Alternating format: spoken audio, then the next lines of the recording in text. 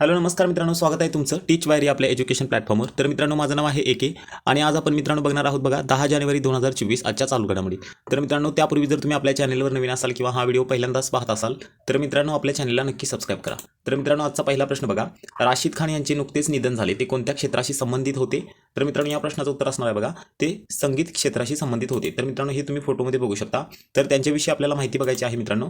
तर मित्रांनो, त्यांच्याविषयी 4 प्रश्न आहेत बघा, कदाचित परीक्षेमध्ये येऊ शकतात। तर बघा, प्रसिद्ध हिंदुस्थानी शास्त्रीय संगीत गायक राशीद खान यांचे निधन झाले, ते कोणत्या संगीत घराण्याचे गायक होते? तर मित्रांनो, या प्रश्नाचं उत्तर असणार बघा, रामपूर सहस्वान असं त्यांचं ते संगीत घराण्याचं नाव आहे। तर मित्रांनो, त्याच्या पुढचा प्रश्न बघा, शास्त्रीय संगीत गायक राशीद खान यांचे निधन झाले, त्यांना खालीलपैकी कोणता पुरस्कार मिळालेला नव्हता? तर मित्रांनो, असा पण परीक्षेला प्रश्न येऊ शकतो, म्हणून मी घेतलेला आहे। तर मित्रांनो, भारतरत्न त्यांना मिळालेला नव्हता, पण मिळालेले कोणते होते? तर मित्रांनो, खाली आहे बघा, जागतिक भारतीय संगीत अकादमी पुरस्कार, त्यानंतर बघा पद्मभूषण आणि पद्मश्री सुद्धा त्यांना मिळालेला आहे। तर मित्रांनो, हे तुम्हाला लक्षात ठेवायचं आहे। तर पुढच्या प्रश्नाकडे बोलू आपण बघा, प्रसिद्ध हिंदुस्थानी शास्त्रीय संगीत गायक राशीद खान यांना कोणत्या वर्षी भारत सरकारच्या वतीने पद्मभूषण पुरस्काराने सन्मानित करण्यात आले होते? तर मित्रांनो, 2022चा त्यांना पद्मभूषण पुरस्कार मिळालेला होता। तर कुणाला मित्रांनो?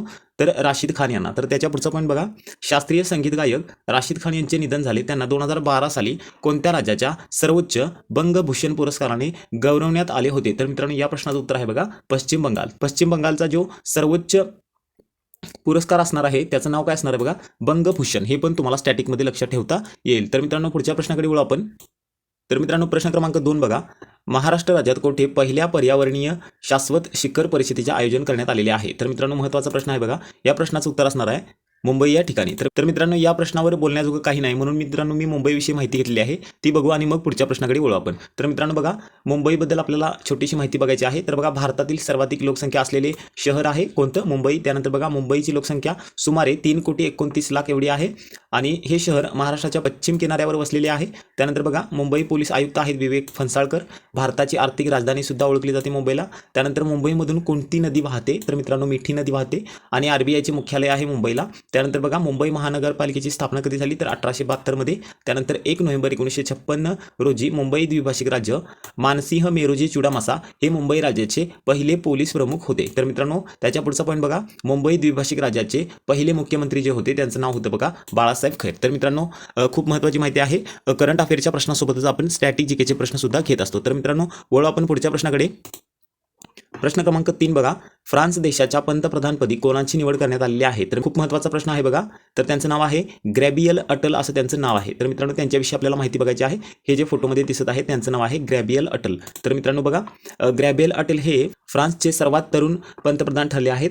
मिळालेल्या माहितीनुसार फ्रान्सचे राष्ट्राध्यक्ष इमॅन्युएल मॅक्रॉन यांनी मंगळवारी गॅब्रिएल अटल यांना देशाचे नवे पंतप्रधान म्हणून नियुक्त केले। यापूर्वी अटल यांनी शिक्षण मंत्री म्हणून काम पाहिले होते आणि वयाच्या 34व्या वर्षी गॅब्रिएल अटल हे फ्रान्सचे सर्वात तरुण पंतप्रधान आहेत। तर बघा, गॅब्रिएल अटल फ्रान्स देशाचे पहिले समलिंगी पंतप्रधान ठरले आहेत। तर मित्रांनो, हे 2 पॉईंट तुम्हाला लक्षात ठेवायचं आहे आणि मित्रांनो, हा प्रश्न सुद्धा तुम्हाला लक्षात ठेवायचा आहे। तर मित्रांनो, पुढच्या प्रश्नाकडे वळण्या अगोदर मित्रांनो तुम्हाला एक छोटीशी माहिती द्यायची होती। तर मित्रांनो, या प्रश्नाची जी PDF आहे ती आपण टेलिग्राम चॅनलवर दररोज अपलोड करत असतो। तर मित्रांनो, आपल्या टेलिग्राम जॉईन करण्यासाठी तुम्हाला डिस्क्रिप्शन बॉक्समध्ये जायचं आहे आणि तिथे मित्रांनो त्याची लिंक दिलेली आहे। तर मित्रांनो, वळू आपण 4थ्या प्रश्नाकडे। प्रश्न क्रमांक 4 बघा, ऑस्ट्रेलियाची महिला क्रिकेटपटू एलिस पेरी हिने किती आंतरराष्ट्रीय क्रिकेट सामने खेळण्याचा पराक्रम केलेला आहे? तर मित्रांनो, या प्रश्नाचं उत्तर असणार आहे बघा, 300 क्रिकेट सामने खेळण्याचा पराक्रम केलेला आहे। तर मित्रांनो, कशाबद्दल बोलण्यात आलं? तर मित्रांनो, ऑस्ट्रेलियाबद्दल। तर ऑस्ट्रेलियाबद्दल आता आपण मागच्या वेळेलाच पाहिलं की वर्ल्ड कप ऑस्ट्रेलिया या संघाने जिंकलेला आहे। तर त्यांच्याबद्दल आपल्याला माहिती बघायची आहे बघा। तर मित्रांनो, त्याच्याविषयी आपल्याला माहिती बघायची आहे। तर बघा, विश्व चषक क्रिकेट स्पर्धा 2023 विजेता कोणता देश आहे? तर ऑस्ट्रेलिया। त्यानंतर ICC क्रिकेट विश्व चषक यजमान देश कोणता होता? तर मित्रांनो, भारतामध्ये ही स्पर्धा आयोजित होती। त्यानंतर बघा, सहभागी देश होते 10। त्यानंतर सामने झाले 48 2023 मध्ये भारत आणि ऑस्ट्रेलियात अंतिम सामना झाला। तर मित्रांनो बघा, क्रिकेट विश्व चषकाच्या 6 वेळा विजेत्या ऑस्ट्रेलियाला अहमदाबादच्या नरेंद्र मोदी क्रिकेट स्टेडियमवर हा सामना खेळण्यात आला। तर मित्रांनो, त्याच्या पुढचा पॉईंट बघा, एक दिवसीय विश्व चषकाच्या आतापर्यंत एकूण 13 आवृत्त्या खेळवल्या गेल्या। त्यानंतर बघा, ऑस्ट्रेलियाने 6 जिंकलेले आहेत आणि वेस्ट इंडिज आणि भारत मित्रांनो प्रत्येकी 2-2 वेळा जिंकलेला आहे। तर मित्रांनो, खूप महत्त्वाची माहिती होती। मित्रांनो, ही माहिती तुम्हाला लक्षात ठेवायची आहे आणि आपण वळू पुढच्या प्रश्नाकडे। तर मित्रांनो प्रश्न क्रमांक 5 बघा, फ्रॅज बेकनबॉर यांचे निधन झाले, ते कोणत्या देशाचे महान फुटबॉलपटू होते? तर मित्रांनो या प्रश्नाचं उत्तर असणार आहे बघा जर्मनी देशाचे. तर मित्रांनो ते होते जर्मनी देशाचे. तर मित्रांनो त्यांच्याविषयी आपल्याला माहिती बघायची आहे. तर मित्रांनो बघा, फ्रॅज बेकनबॉर यांचे निधन झाले, ते जर्मनीच्या कोणत्या वर्षीच्या फुटबॉल वर्ल्ड कप विजेत्या संघाचे कर्णधार होते? तर मित्रांनो या प्रश्नाचं उत्तर असणार आहे बघा 1974ला जो फुटबॉल वर्ल्ड कप झाला त्याचे ते कर्णधार होते. तर मित्रांनो त्याच्या पुढचा पॉईंट बघू आपण. मित्रांनो जर्मनीविषयी बोलण्यात आलं, तर मित्रांनो जर्मनीविषयी छोटीशी माहिती आणलेली आहे, ती बघू आणि मग पुढे जाऊ. तर मित्रांनो बघा, जर्मनीचे जुने नाव म्हणजेच प्राचीन रोमन लोकांनी डॅन्यूब नदीच्या उत्तरेला राहणाऱ्या असंस्कृत जमातीच्या देशांना जर्मेनिया असे संबोधले, ज्याच्यावरून जर्मनी हा इंग्रजी शब्द आला. तर मित्रांनो नाव कसं पडलं तुम्हाला समजलं असेल. तर बघा, बर्लिन ही जर्मनीची राजधानी आहे आणि त्यामध्ये 16 राज्य आहेत म्हणजे त्या देशामध्ये. तर पुढचा पॉईंट बघा, 2023 मध्ये जर्मनीचे पंतप्रधान कोण आहेत म्हणजे सध्याचे? तर बघा अँजेला मर्केल असं त्यांचं नाव आहे. तर मित्रांनो हे तुम्ही नोट करून घ्यायचं आहे. जन्म बघा 1954 हॅम्बर्ग या ठिकाणी. त्यानंतर एक जर्मन राजकारणी आहेत त्यानंतर आता सध्या त्या जर्मनीच्या चान्सलर सुद्धा आहेत. तर मित्रांनो त्याच्या पुढचा पॉईंट बघू आपण. तर बघा प्रश्न क्रमांक 6 बघा, महाराष्ट्र राज्यातील महानगरपालिकेच्या गव्हर्नर्स निर्देशांकात कोणत्या महानगरपालिकेने प्रथम क्रमांक पटकावलेला आहे? तर मित्रांनो या प्रश्नाचं उत्तर आहे बघा पिंपरी चिंचवड. तर मित्रांनो ह्या प्रश्नाबद्दल जास्त काही बोलण्याचा जोग नाही आहे, त्यापेक्षा मी काय केलं, पिंपरी चिंचवडबद्दल छोटीशी माहिती आणलेली आहे. तर मित्रांनो बघा, महाराष्ट्र राज्यामध्ये पोलीस आयुक्तालयांची संख्या आता सध्या आहे 11, पण त्याचं कारण काय आहे बघा, 15 ऑगस्ट 2018 रोजी पिंपरी चिंचवड पोलीस आयुक्तालय नव्याने स्थापन करण्यात आले. तर मित्रांनो ही पण माहिती तुम्हाला लक्षात ठेवायची आहे, जेणेकरून पोलीस भरतीला हा तुम्हाला प्रश्न पडू शकतो. तर मित्रांनो तर एक्स्ट्रा पॉईंट आहे तो पण लिहून घ्या. बघा, केंद्र सरकारच्या शहरी स्वच्छ सर्वेक्षण 2023 स्पर्धेमध्ये महाराष्ट्र राज्यातील पुणे जिल्ह्यातील कोणत्या 2 नगरपालिका सलग दुसऱ्यांदा सर्वोत्तम ठरलेल्या आहेत? तर मित्रांनो त्या प्रश्नाचं उत्तर आहे बघा सासवड नगरपालिका आणि लोणावळा नगरपालिका. तर मित्रांनो खूप महत्त्वाची माहिती आहे. वळू आपण पुढच्या प्रश्नाकडे. प्रश्न क्रमांक 7 बघा, भूतान या देशात किती जागेसाठी सार्वत्रिक निवडणुका पार पडलेल्या आहेत? तर मित्रांनो या प्रश्नाचं उत्तर असणार आहे बघा 47 जागेसाठी भूतान या देशामध्ये सार्वत्रिक निवडणुका पार पडल्या. तर मित्रांनो त्याच्या पुढचा पॉईंट बघू आपण. बघा, भूतान या देशात झालेल्या सार्वत्रिक निवडणुकीत पीपल डेमोक्रॅटिक पक्षाने एकूण किती जागा जिंकलेल्या आहेत? तर मित्रांनो या प्रश्नाचं उत्तर असणार आहे बघा 30. त्यानंतर भूतानबद्दल आपण माहिती बघू. बघा, हा भारताच्या उत्तर सीमेवरील एक छोटासा देश आहे.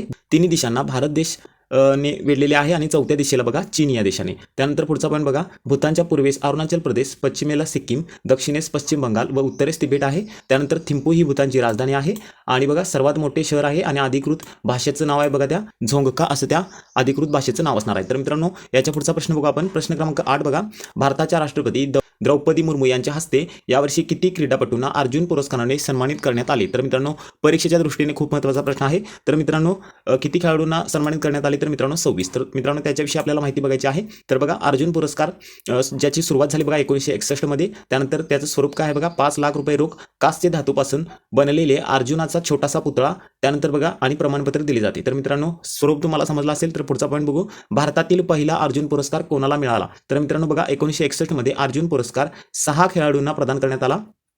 त्यानंतर बघा, धनुर्विद्यांमधील अर्जुन पुरस्कार प्रथम प्राप्त करता बघा धनुर्विद्या क्षेत्रातील कृष्णदास यांना प्रदान करण्यात आला. तर मित्रांनो खूप महत्त्वाचा स्टॅटिकचा पण प्रश्न आहे बघा, अर्जुन पुरस्कार 2024 कोणाला मिळालेला आहे? तर मित्रांनो हा आताचा प्रश्न आहे. तर बघा, भारताचा वेगवान गोलंदाज मोहम्मद शमीला भारताचे राष्ट्रपती द्रौपदी मुर्मू यांच्या हस्ते 9 जानेवारी 2024 रोजी अर्जुन पुरस्काराने सन्मानित करण्यात आले. तर मित्रांनो ही पण माहिती तुम्हाला काय करायची आहे, लिहून घ्यायची आहे. तर मित्रांनो प्रश्न क्रमांक 9 बघू. तर बघा, 10 जानेवारी हा दिवस देशात कोणता दिवस म्हणून साजरा करण्यात येतो? तर मित्रांनो या प्रश्नाचं उत्तर आहे बघा, आज आहे विश्व हिंदी दिवस. तर मित्रांनो आजची तारीख आहे 10 जानेवारी. तर मित्रांनो त्याच्याबद्दल आपल्याला माहिती बघायची आहे. तर बघा, भारतात कोणत्या वर्षापासून 10 जानेवारी रोजी विश्व हिंदी दिवस म्हणून साजरा केला जातो? तर मित्रांनो बघा 2006 पासून आपल्या भारतामध्ये विश्व हिंदी दिवस म्हणून साजरा केला जातो. तर मित्रांनो बघा, भारतीय राज्यघटनेच्या कोणत्या कलमामध्ये देवनागरीत हिंदीला भारताची अधिकृत भाषा घोषित करण्यात आलेली आहे? तर मित्रांनो बघा, त्या राज्यघटनेमध्ये जे कलम आहे ते बघा 343(1) यामध्ये काय केलं, देवनागरी लिपी हिंदी ही संघराज्याची अधिकृत भाषा असेल अशी तरतूद आहे. तर मित्रांनो खूप महत्त्वाचे पॉईंट आहेत.